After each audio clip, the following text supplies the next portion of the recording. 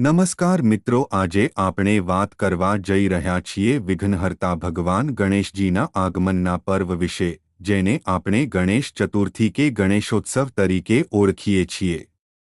ભારતભરમાં અને ખાસ કરીને મહારાષ્ટ્ર, ગુજરાત, કર્ણાટક અને આંધ્રપ્રદેશમાં આ તહેવાર મોટા ઉત્સાહ અને શ્રદ્ધા સાથે ઉજવવામાં આવે છે. ઇતિહાસ અને કથા. ગણેશ ચતુર્થીનો આરંભ કઈ રીતે થયો તેની પાછળ એક સુંદર કથા છે.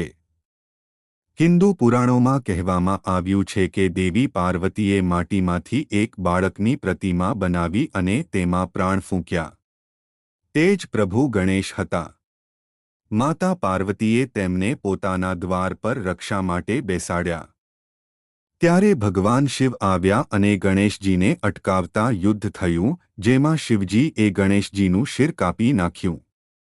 પાર્વતીજીના રોષને શાંત કરવા શિવજીએ હાથીનું મસ્તક લગાવીને ગણેશજીને ફરી જીવંત કર્યા અને તેમને આદ્ય વિઘ્નહર્તા એટલે કે સૌથી પહેલા પૂજવામાં આવે એવા દેવતા તરીકે સ્થાન આપ્યું. ઉજવણી અને પરંપરા.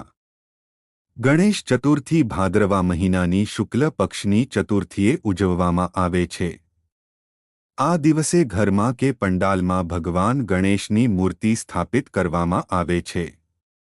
મૂર્તિને દૂધ, દહીં, મધ, ઘી અને પાણીથી અભિષેક કરીને સ્થાપના કરવામાં આવે છે.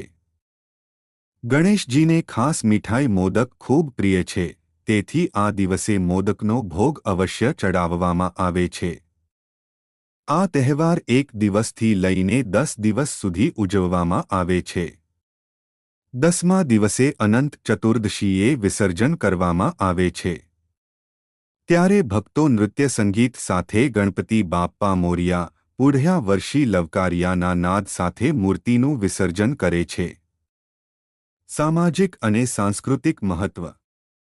ગણેશ ચતુર્થી માત્ર ધાર્મિક તહેવાર નથી, પરંતુ એ સમાજને એકતા, ભાઈચારો અને સંસ્કૃતિની ઉજવણીનું પ્રતીક પણ છે.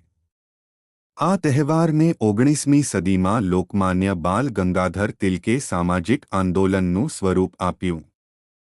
બ્રિટિશ શાસન દરમિયાન લોકો જાહેર પંડાલમાં ભેગા થઈને એકતાનું પ્રદર્શન કરતા. આજે પણ આ તહેવાર આપણને મળીને ઉજવવાનું અને એકબીજામાં પ્રેમ સૌહાર્દ વધારવાનું શીખવે છે.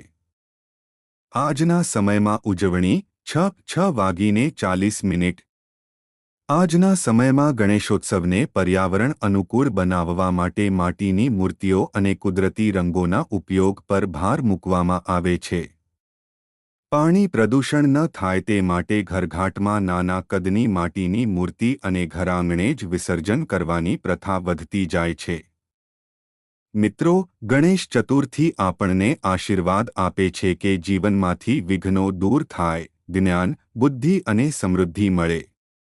આ પર્વ આપણને ભક્તિ સાથે જ સમાજમાં એકતા અને પર્યાવરણ પ્રેમનું સંદેશ આપે છે.